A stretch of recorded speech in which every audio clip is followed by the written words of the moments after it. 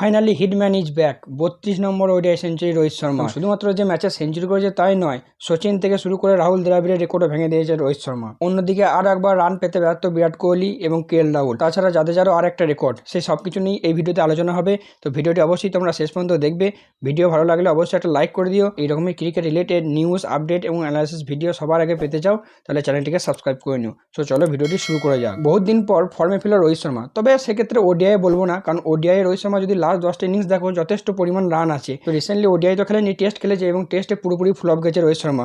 অনেক সমালোচনা হচ্ছিল তাকে নিয়ে, অনেকে বলছে রোহিত শর্মা আর খেলতে পারবে না, রোহিত শর্মা বয়স হয়ে গেছে, আর অনেক কিছুই বলছিল সবাই। সেই সবকিছুর যোগ্য জবাব দিল রোহিত শর্মা। ইংল্যান্ডের বিরুদ্ধে 76 বলে সেঞ্চুরি করলো রোহিত শর্মা এবং মোট 90 বলে 119 রান করেছে এবং যোগ্য জবাব দেয় সবারকে। তো কালকের ম্যাচে শুধু রোহিত শর্মা যে সেঞ্চুরি করেছে তাই নয়, বেশ কিছু রেকর্ডও সে করেছে। তো চলো এবার সেগুলো একে একে দেখে নিই। প্রথমত রোহিত শর্মা ওডিআই ক্রিকেটে হাইয়েস্ট রানের দিক থেকে রাহুল দ্রাবিড়কে টপকে দিয়েছে এবং রোহিত শর্মা এখন হচ্ছে ওডিআইতে চতুর্থ হাইয়েস্ট ইন্ডিয়ান রান গেটার। এবার কথা বলা 2 নম্বর রেকর্ডটি নিয়ে, সেটি হলো ওডিআই ক্রিকেটের ইতিহাসে সবথেকে বেশি ছক্কা মারার দিক থেকেও ক্রিস গেলকে পেছনে ফেলে দিল রোহিত শর্মা এবং বর্তমানে সবথেকে বেশি ছক্কা মারার দিক থেকে দ্বিতীয় স্থানে আছে রোহিত শর্মা। গেইলের ওডিআইতে 6 ছিল 331টি এবং সেই রেকর্ড ভেঙে দিল রোহিত শর্মা এবং তার সামনে এখন একজনই আছে, সেটি হলো শাহিদ আফ্রিদি, যার টোটাল ওডিআইতে 351টি 6 আছে। তো রোহিত শর্মা যদি ফর্ম খুব একটা খারাপ না যায় তাহলে হয়তো চ্যাম্পিয়ন্স ট্রফিতে শাহিদ আফ্রিদি সেই রেকর্ডটা হয়ে ভেঙে দেবে এবং ওডিআই ক্রিকেটের ইতিহাসে সবথেকে বেশি ছক্কা মারার মালিক হবে সে। তো এবার হলো তৃতীয় পয়েন্টে হলো কালকে রোহিত শর্মা সেঞ্চুরি ছিল ওডিআইতে 32তম সেঞ্চুরি এবং কালকের এই সেঞ্চুরি করার সঙ্গে সঙ্গে রোহিত শর্মা হয় ওডিআই ক্রিকেটের ইতিহাসে তৃতীয় হাইয়েস্ট সেঞ্চুরির মালিক এবং সবথেকে বড় ব্যাপার হলো এটাই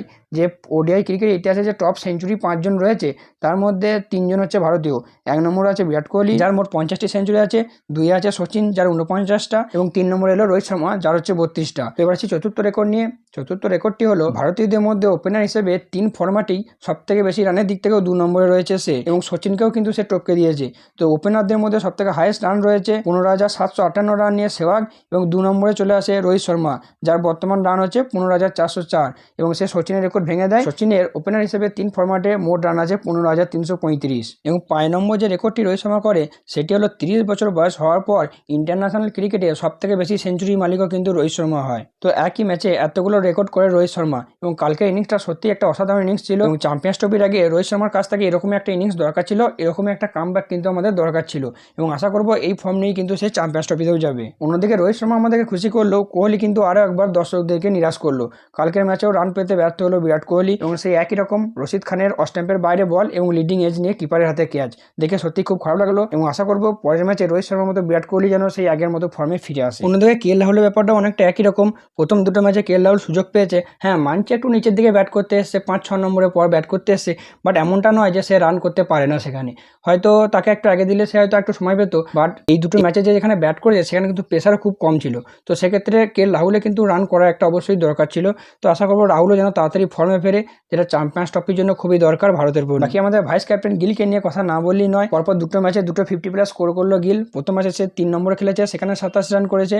দ্বিতীয় ম্যাচে সে ওপেন খেললো এবং সেখানেও কিন্তু সে 50+ স্কোর করেছে এবং গিল খুব শীঘ্রই নাম্বার 1 ওডিআই ব্যাটসম্যান হতে চলেছে নয়, হয়ে গেছে। যদিও আইসিসি তরফ থেকে লেটেস্ট রিপোর্ট আসেনি, আইসিসি তরফ থেকে লেটেস্ট রিপোর্ট আলে সেখানে কিন্তু গিলই হবে নাম্বার 1 ওডিআই ব্যাটসম্যান। ফাইনালি আরেকজনকে নিয়ে আলোচনা না করলেই নয়, সেটি হলো রবীন্দ্র জাদেজা।